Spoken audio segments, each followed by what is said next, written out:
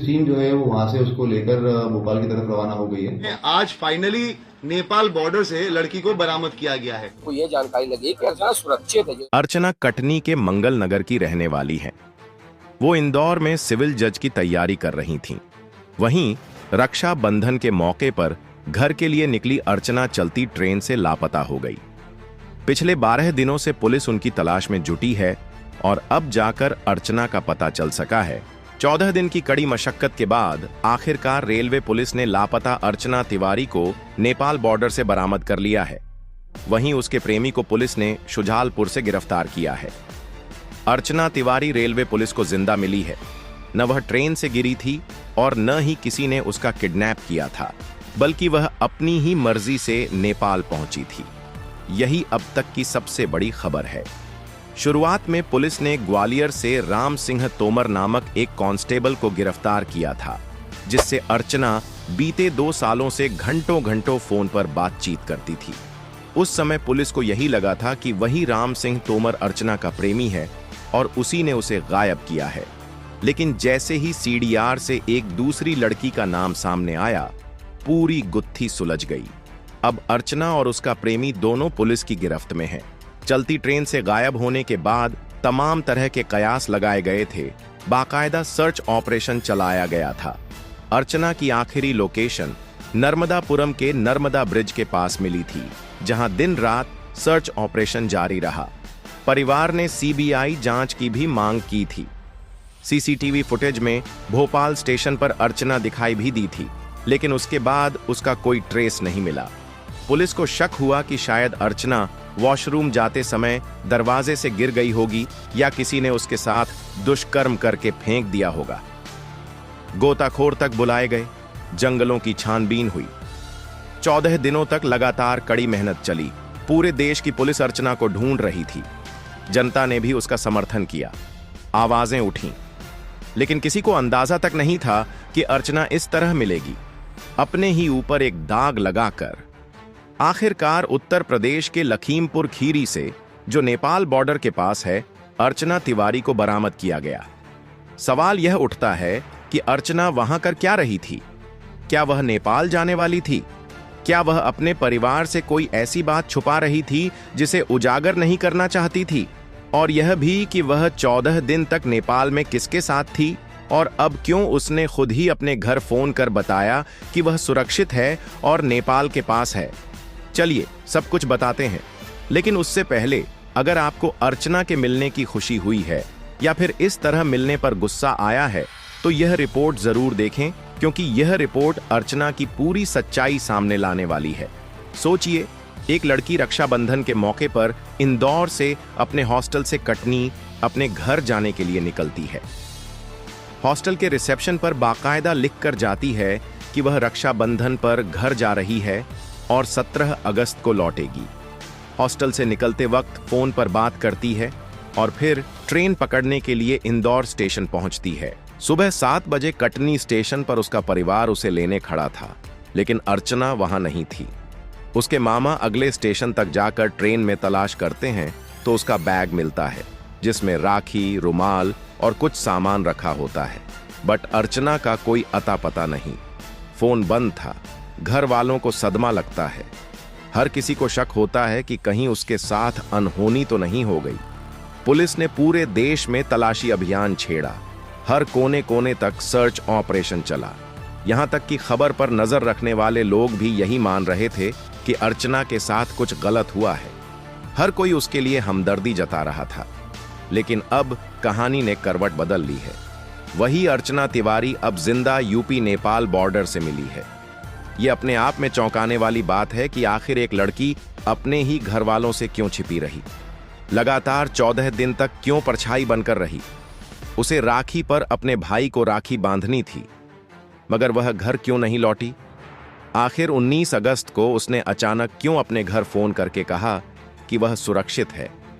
Police ने call details निकाली तो पता चला कि वह सबसे ज्यादा घंटों घंटों एक ही नंबर पर बात करती थी। यह कोई हाल की बात नहीं थी, बल्कि पिछले 2 सालों से यही सिलसिला चल रहा था। जब पुलिस ने उस नंबर को ट्रेस किया तो सामने आया कि यह ग्वालियर का नंबर है। पुलिस टीम ग्वालियर पहुंची और खुलासा हुआ कि अर्चना जिस नंबर पर लगातार बात करती थी वह राम सिंह तोमर नाम का भंवर थाने में पदस्थ आरक्षक है। इसी ने 6 अगस्त की बस टिकट भी बुक की थी ताकि अर्चना रक्षाबंधन से पहले ग्वालियर उससे मिलने आ सके, लेकिन किसी वजह से वह नहीं गई।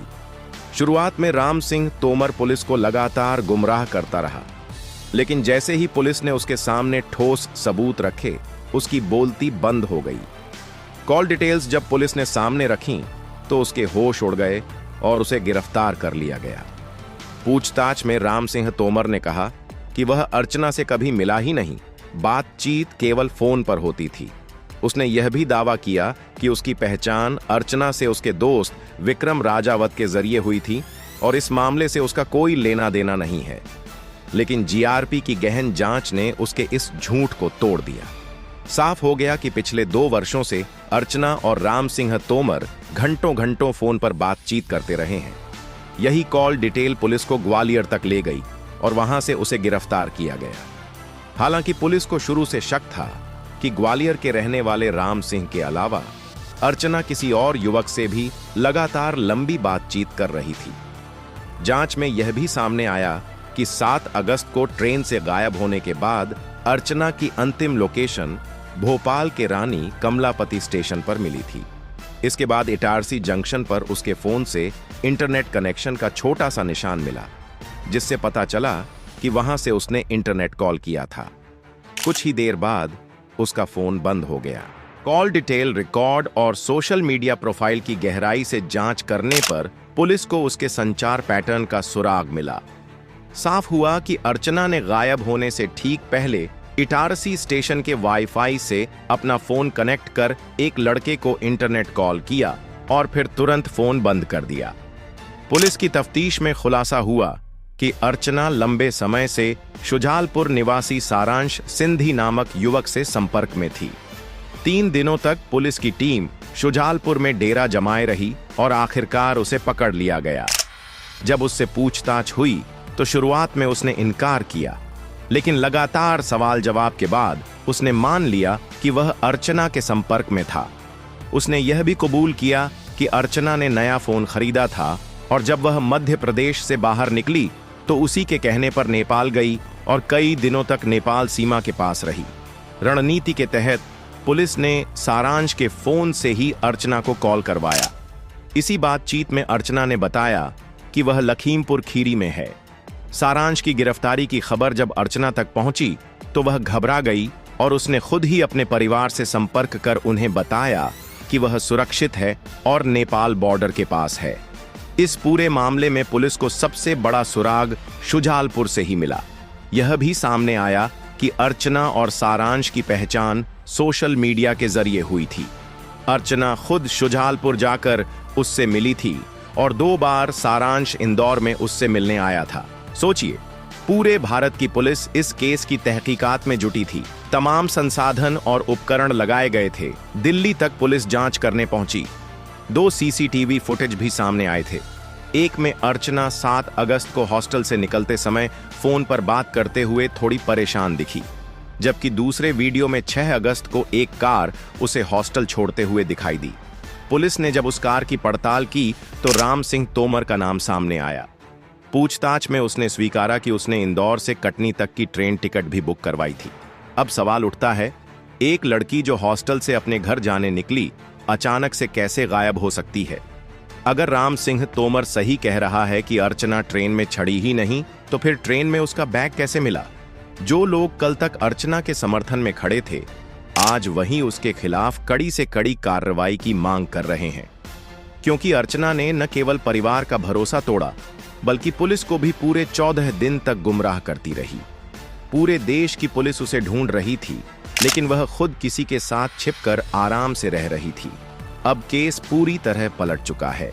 अर्चना जिस तरीके और जिस जगह से मिली है, उसने कई सवाल खड़े कर दिए हैं। परिवार भी अब शक में है कि आखिर उनकी बेटी, जो इतने दिनों से गायब थी, अचानक 19 अगस्त को घर फोन करके अपनी लोकेशन क्यों बताती है। अब पुलिस उससे पूछताछ कर रही है कि क्या यह सब कोई ड्रामा था, और अगर वह चलती ट्रेन से गायब हुई तो उसके पीछे असली मकसद क्या था। आखिर क्यों उसने यह पूरा प्लान बनाया? फिलहाल पुलिस बारीकी से इस मामले की जांच कर रही है। अर्चना ने अपने परिवार को गुमराह किया, पुलिस प्रशासन को गुमराह किया, दोस्तों को गुमराह किया और तो और इस खबर को देखने वाले आम लोगों को भी गुमराह किया। जिस तरह से उसने यह कदम उठाया है वह बेहद शर्मनाक और निंदनीय है। लोग कहते हैं अर्चना तो राजा रघुवंशी की कातिल सोनम से भी चालाक और शातिर निकली, खुद गायब हो गई और पूरे देश की पुलिस को परेशान कर दिया। सोचिए, जिस बेटी को मां बाप ने सिविल जज बनाने का सपना देखा था, उसी ने लाखों रुपए खर्च करवाने के बाद उनकी इज्जत को दांव पर लगा दिया।